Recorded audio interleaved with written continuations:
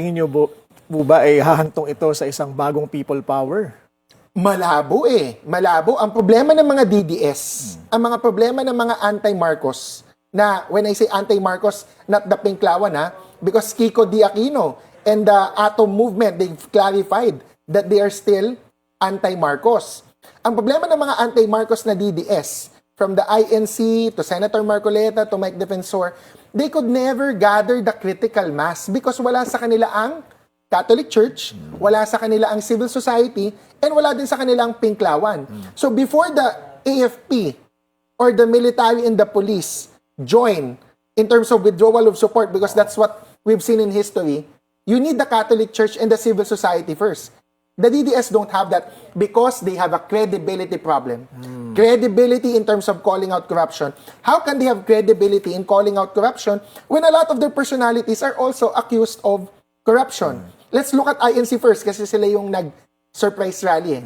What's the credibility of INC in rallying against corruption? They've endorsed Jinggoy Estrada and Bong Revilla multiple times, despite the two of them, these two senators, having been accused multiple times of plunder. Wala pang acquittal nun as at May 2022 elections, the INC endorsed Senator Jinggoy.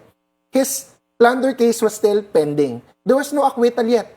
And yet, in-endorse nila. So they have a credibility problem when they're rallying and calling out against corruption, but they are endorsing people accused of corruption. Tingin niyo po ba ay hahantong ito sa isang bagong people power?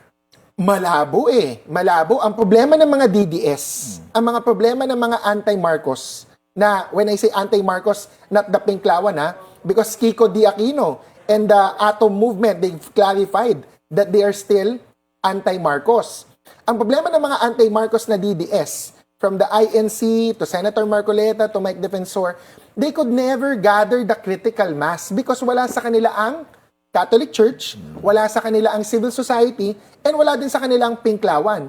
So before the AFP or the military and the police join in terms of withdrawal of support, because that's what we've seen in history, you need the Catholic Church and the civil society first. The DDS don't have that because they have a credibility problem. Credibility in terms of calling out corruption. How can they have credibility in calling out corruption when a lot of their personalities are also accused of corruption? Let's look at INC first kasi sila yung nag-surprise rally. What's the credibility of INC in rallying against corruption? They've endorsed Jinggoy Estrada and Bong Revilla multiple times, despite the two of them, these two senators, having been accused multiple times of plunder. Wala pang acquittal nun as at May 2022 elections, the INC endorsed Senator Jinggoy. His plunder case was still pending. There was no acquittal yet. And yet, in-endorse nila. So they have a credibility problem when they're rallying and calling out against corruption, but they are endorsing people accused of corruption. Tingin niyo po ba ay hahantong ito sa isang bagong people power? Malabo eh. Malabo. Ang problema ng mga DDS, ang mga problema ng mga anti-Marcos, na when I say anti-Marcos, not the Pinklawan because Kiko D. Aquino and the Atom Movement, they've clarified that they are still anti-Marcos. Ang problema ng mga anti-Marcos na DDS, from the INC to Senator Marcoleta to Mike Defensor, they could never gather the critical mass because wala sa kanila ang Catholic Church, wala sa kanila ang civil society, and wala din sa kanilang Pinklawan. So before the AFP or the military and the police join in terms of withdrawal of support, because that's what we've seen in history, you need the Catholic Church and the civil society first. The DDS don't have that because they have a credibility problem. Credibility in terms of calling out corruption. How can they have credibility in calling out corruption when a lot of their personalities are also accused of corruption? Let's look at INC first kasi sila yung nag-surprise rally. What's the credibility of INC in rallying against corruption? They've endorsed Jinggoy Estrada and Bong Revilla multiple times, despite the two of them, these two senators, having been accused multiple times of plunder. Wala pang acquittal nun as at May 2022 elections, the INC endorsed Senator Jinggoy. His plunder case was still pending. There was no acquittal yet. And yet, in-endorse nila. So they have a credibility problem when they're rallying and calling out against corruption, but they are endorsing people accused of corruption. Tingin niyo po ba ay hahantong ito sa isang bagong people power? Malabo eh. Malabo. Ang problema ng mga DDS, ang mga problema ng mga anti-Marcos, na when I say anti-Marcos, not the Pinklawan because Kiko D. Aquino and the Atom Movement, they've clarified that they are still anti-Marcos. Ang problema ng mga anti-Marcos na DDS, from the INC to Senator Marcoleta to Mike Defensor, they could never gather the critical mass because wala sa kanila ang Catholic Church, wala sa kanila ang civil society, and wala din sa kanilang Pinklawan. So before the AFP or the military and the police join in terms of withdrawal of support, because that's what we've seen in history, you need the Catholic Church and the civil society first. The DDS don't have that because they have a credibility problem. Credibility in terms of calling out corruption. How can they have credibility in calling out corruption when a lot of their personalities are also accused of corruption? Let's look at INC first kasi sila yung nag-surprise rally. What's the credibility of INC in rallying against corruption?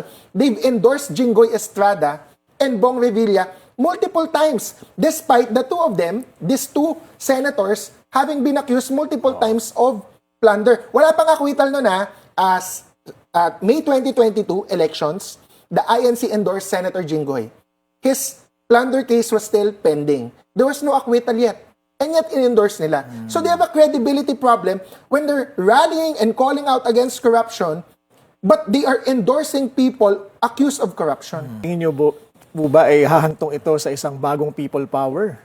Malabo eh. Malabo. Ang problema ng mga DDS, ang mga problema ng mga anti-Marcos, na when I say anti-Marcos, not the Pinklawan because Kiko D. Aquino and the Atom Movement, they've clarified that they are still anti-Marcos. Ang problema ng mga anti-Marcos na DDS, from the INC to Senator Marcoleta to Mike Defensor, they could never gather the critical mass because wala sa kanila ang Catholic Church, wala sa kanila ang civil society, and wala din sa kanilang Pinklawan. So before the AFP or the military and the police join in terms of withdrawal of support, because that's what we've seen in history, you need the Catholic Church and the civil society first. The DDS don't have that because they have a credibility problem. Credibility in terms of calling out corruption. How can they have credibility in calling out corruption when a lot of their personalities are also accused of corruption? Let's look at INC first kasi sila yung nag-surprise rally. What's the credibility of INC in rallying against corruption? They've endorsed Jinggoy Estrada and Bong Revilla multiple times, despite the two of them, these two senators, having been accused multiple times of plunder. Wala pang acquittal nun as at May 2022 elections, the INC endorsed Senator Jinggoy. His plunder case was still pending. There was no acquittal yet. And yet, in-endorse nila. So they have a credibility problem when they're rallying and calling out against corruption, but they are endorsing people accused of corruption.